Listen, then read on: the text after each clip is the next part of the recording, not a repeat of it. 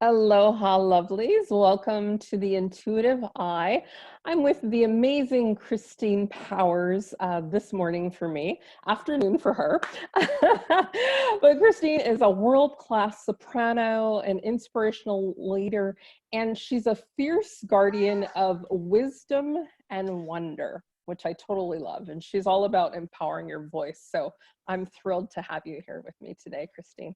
Yeah, I'm thrilled to be with you. Thank you. Hmm. So, since you are so much ingrained in the energy of the voice, how important do you find that intuition is to empowering your voice? Well, I think a lot of us have heard the phrase that intuition is that small, still voice within.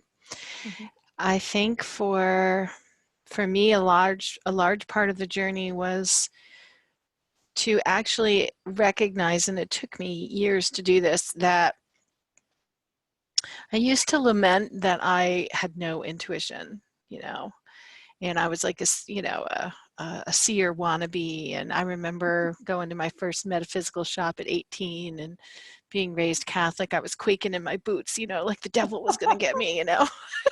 Ah. But I had this belief that I desperately wanted to be intuitive, like it was this missing piece. And I would read book after book and have different experiences. And then there was this quantum moment, if you want to call it that, because it's emblazoned in my memory, that I actually realized I'm actually so intuitive, I had no idea, because it was just part of my operating system, and we can't recognize what is innately Sure. ours. And so then that was the first aha. And the cultivation from there has been teasing out what's personality and what's that voice Mhm. of intuition. And that's really important Mhm. because for me, I call them pods of knowingness. The only way to explain it is like there's this ball of information that just like pops into my sphere, and I know everything there is to know instantly on one level, and then I have to unroll it linearly and make sense of it Mhm. to get it to another part of my brain. And then one of the key pieces about intuition that I'm not sure if people are aware of is how much we interpret. Mhm. Mhm. And so I actually put off for many, many years being a healer, and I don't do intuitive readings professionally. I could, but I don't. For me, there's something about the responsibility of the interpretation versus the pure energy of the message. So I find now that, for instance, what we were just talking about before we went live, regarding my Philosophers camp, I specifically got from Spirit the languaging of fierce guardians of wonder and wisdom. And then my marketing coaches got a hold of me and said, no, it's too much, too constrictive. Well, how about planetary activator? So I did that, but that was the interpretation of the message, right? It was a shift in the energy, and we didn't stick with the purity of what was given. So I think that intuition, the bottom line is it's not just being intuitive. That's part A. Part B is then being really aware of the stories we tell ourselves, the biases we have, the conscious biases, the unconscious biases, the way we want things to go. So then how we color the information. And so it can definitely empower us, for sure. And I think that I live my life mostly intuitively. Mhm. And I'm also very vigilant for that purity of the energy. Um, as reflected by the energy that words have. Yeah, So yeah. that's how I play with it. I love that. Words are one of my favorite things, and the energy to play with words has been something I've loved for years. And it is very true that to keep the integrity of what we receive, we are the ones who need to actually step out of the way so that we Yeah. actually are receiving the purity and the integrity of what the energy actually says instead of what we think we want it to say, or as you say, with the Exactly. biases and all the things that are involved in that. I Yeah. love you're the founder of the Philosophers Camp, and I definitely love that you mentioned being the fierce guardian of wonder and wisdom. So one of the great things about these intimate circles is that we get to know a little bit about you. So tell me what that means to be that fierce guardian. Yeah. So what's interesting is to understand the history of the Philosophers Camp. I had moved from Albany, New York, which is the capital, about 4 hours north of New York City. Actually, 2.5. Now we're 4 hours. And then you go straight up north toward Montreal, and then there's a dome of mountains called the Adirondacks where I live now. And when we moved here, part of why we moved here is I had this really powerful urge to congregate leaders. And I didn't know what they looked like or what they did, but I just saw them sitting around a campfire and the word is cross-pollinate ideas. And so my husband and I began to take steps toward this vision of bringing people to this land. And then I learned about the actual first philosophers camp that happened here in 1858 on the eve of the Civil War, Mm, led by Ralph Waldo Emerson. There were 10, some of them were transcendentalists. We had an attorney, a theologian, a scientist, journalists, poets, Robert Lowell. I mean, it's fascinating.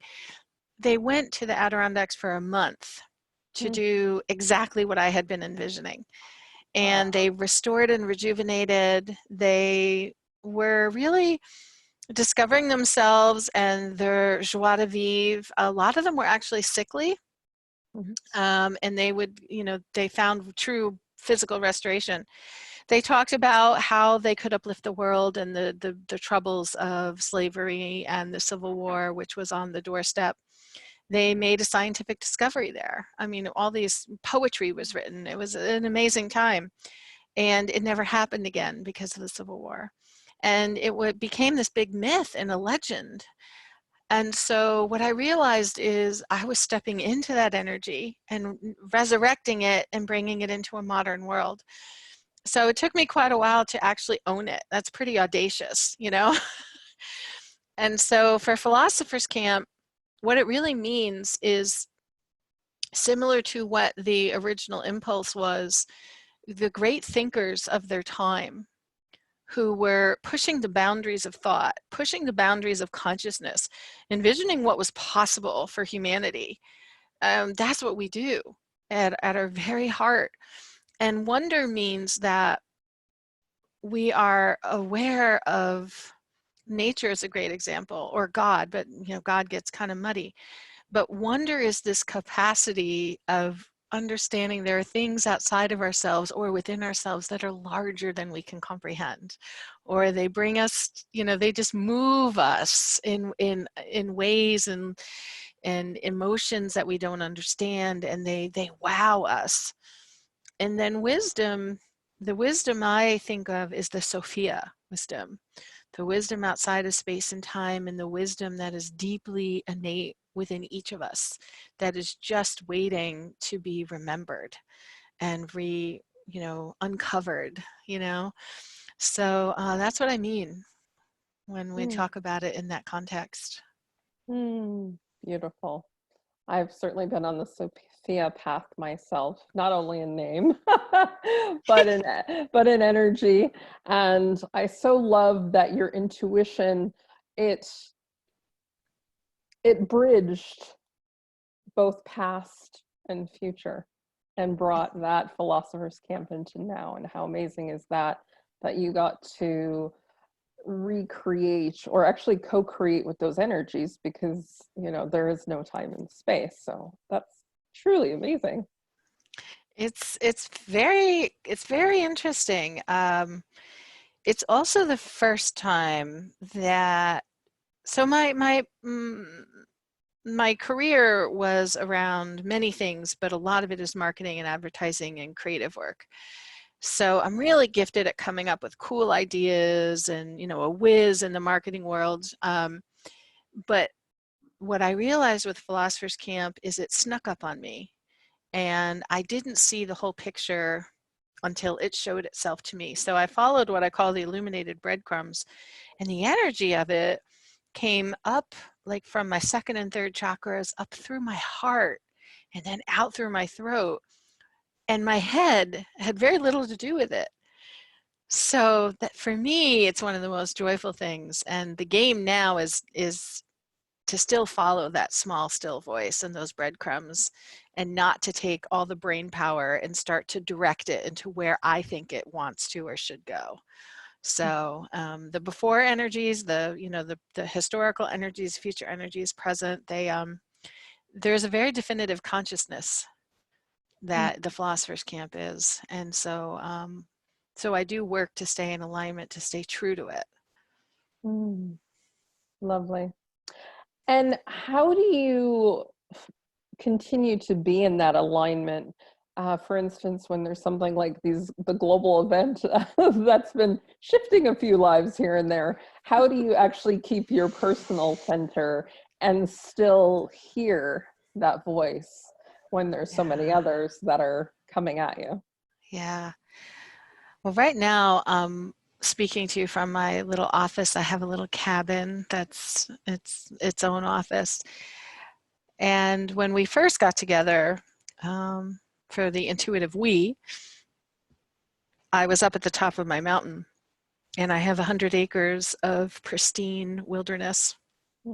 So the best thing that I can do, which I don't do enough of, but the best thing I can do is not just, you know, walk from my office or down to the creek, but to really walk the land and go to the top and be with the woods. And it's an automatic balancer.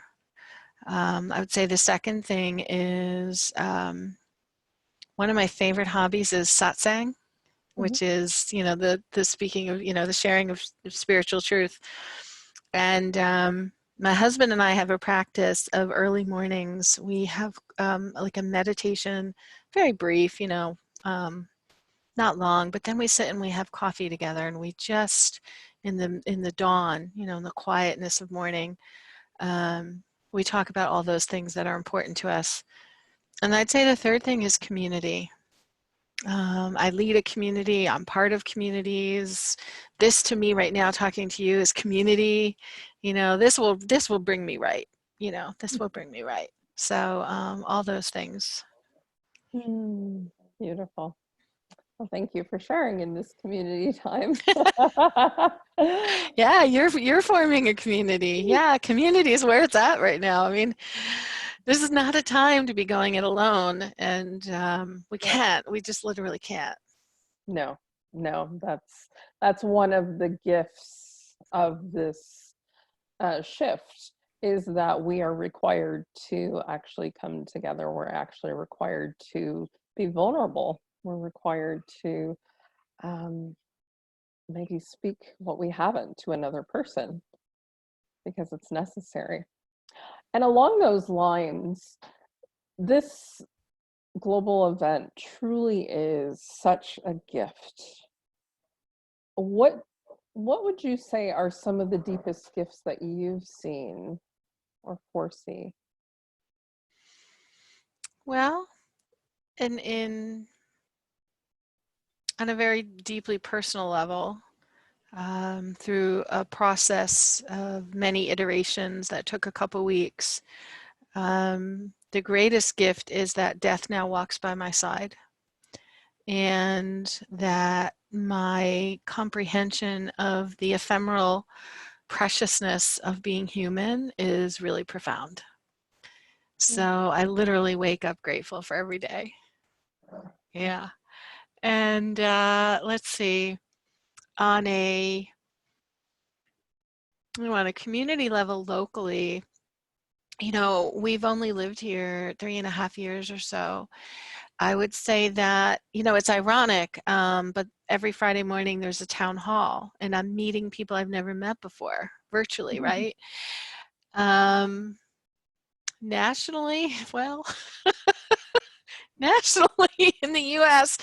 So, right, we have disruption. We have disruption of the disruptors who have already been disrupting. So what disruption does is, it throws everything up that needs to come up and out and to be looked at. So that is a great gift.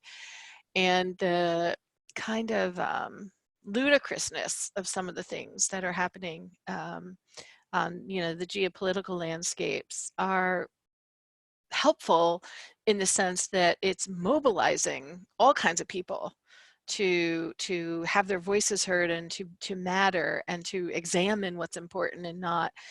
And so there's a lot of it's like, it feels like a rototiller, just like troughing up the dirt. Globally, gosh, we're over half the world is in a lockdown right now. The incredible power of humanity when harnessed and in unison. See, now we can't say we don't know about how we could fix our planet from climate change. We can't say we don't know. We've been awakened to the incredible power that we have when we put our minds to something. And so I'm really in awe about that. That's wow. So where it's all going to go remains to be, it's choice by choice, breath by breath, step by step. But the potential of where we can go is pretty miraculous. Yes.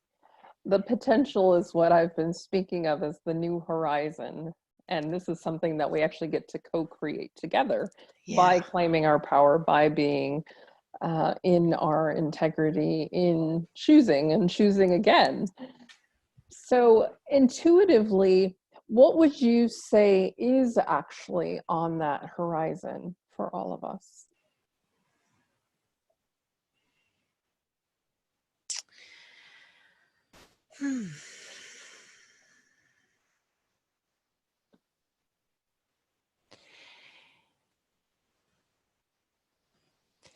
I have experienced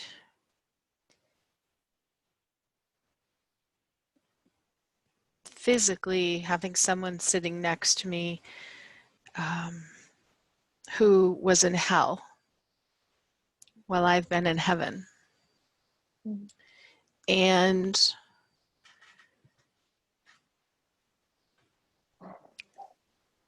it's hard to kind of put words to, but the words I have are parallel timelines. Parallel that I think for those who work with energy, there's this principle of when our vibrations are really different, we literally can't see each other. There comes a point where that can happen. Now, it's all energy, but what that means is you might physically see someone, but they don't register anywhere in your consciousness. Or more, I don't know. But what I really, there's a lot of opportunity for, there's a discussion of oneness and unity, but I do think that there's there will be a rise of different realities for different vibrational planes, potentially coexisting at the same time. And that's kind of out there to say, and but that's what that's what came up when you asked me.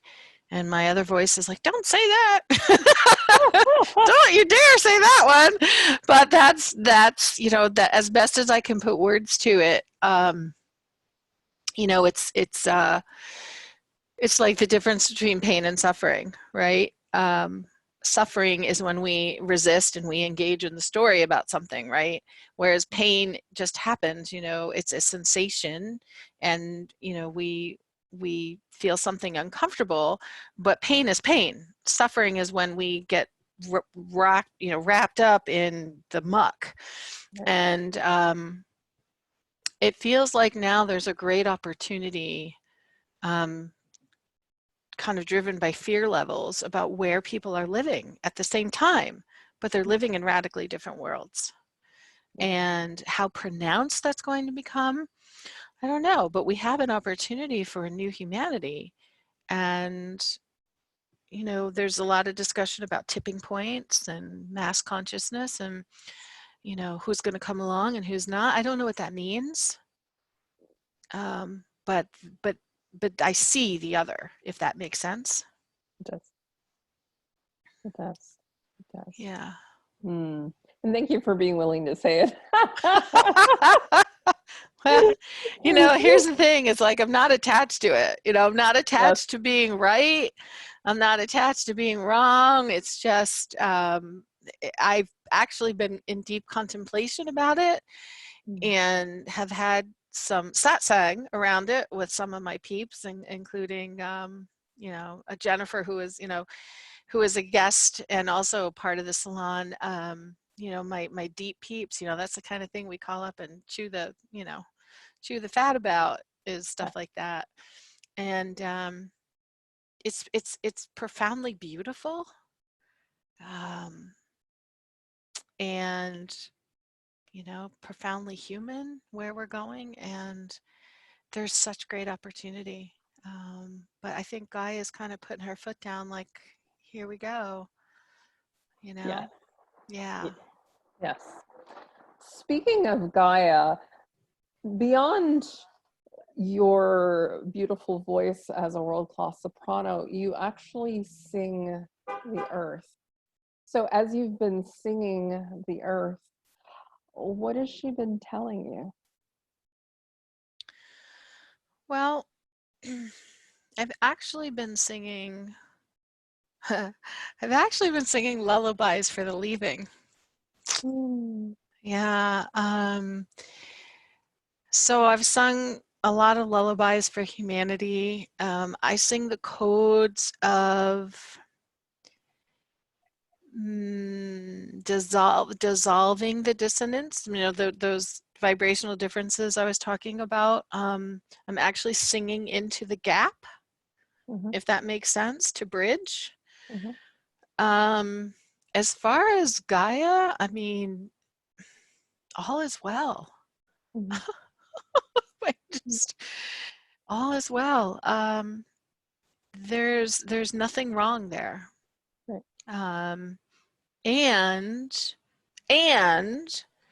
it's just a natural, I want to say, I don't want to say healing process. Restorative balance is restorative balance, just like the divine feminine and masculine are, you know, this is the right.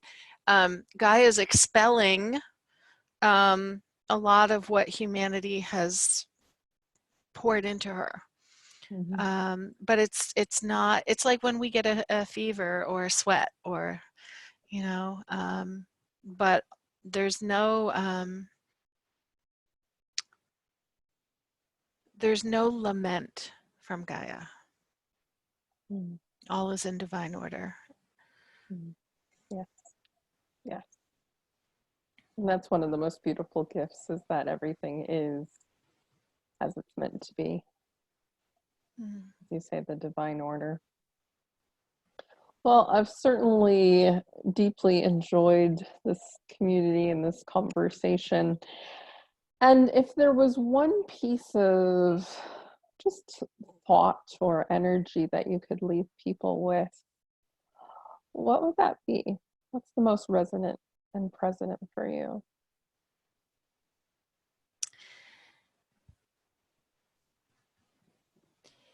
So in the end, all there is love. And when I say in the end, it's like when the there's a Sufi teaching about the big breath. You know, creation is a big breath out and then the big breath back.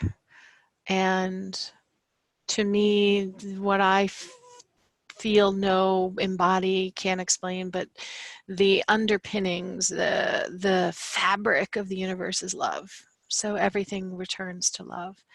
And the way that I apply that is, and it's another way to bring us back right into that alignment. You were asking me ways to do that.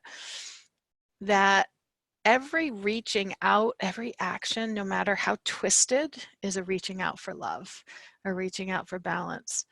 And so when I can put that filter over what I see happening around me, it takes away the charge.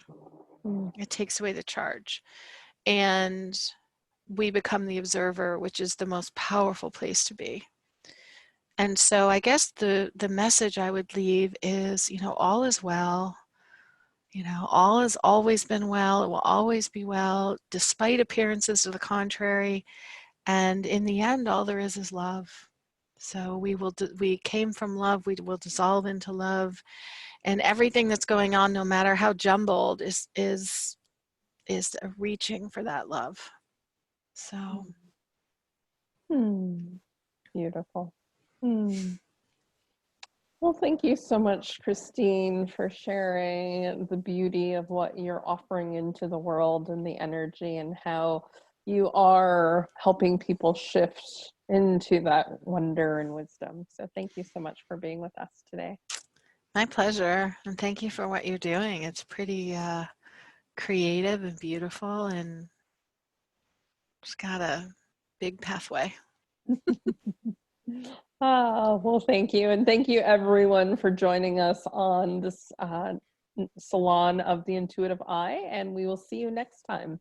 Sending you much love and aloha.